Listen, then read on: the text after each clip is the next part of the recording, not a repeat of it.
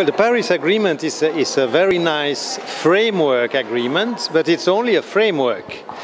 I mean by that it needs to be filled, the framework needs to be filled with the commitments by countries to act. And that has not sufficiently been done up to now to achieve the objectives of the Paris Agreement, which is to keep the warming as far below 2 degrees as possible, and if possible even on the 1.5 degrees C above the pre-industrial time as a target. But much more needs to be done than what's presently on the table if that objective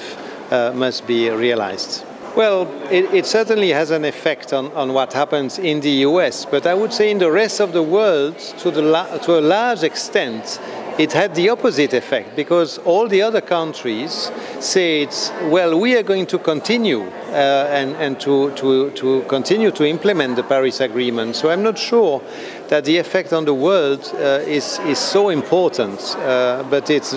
probably very bad for domestic environmental policies in the US. Well, I think companies can do a lot. They produce products that everybody is using, consuming, and if they have a much smaller carbon and environmental footprint than what they usually do,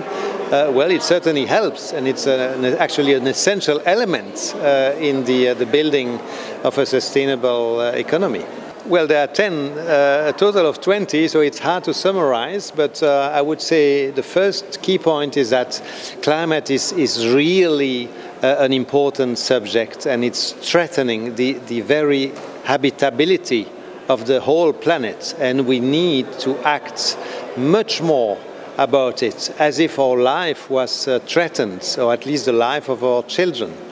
And on the solution side, it emphasizes all the opportunities that exist in the building sector, in the mobility sector,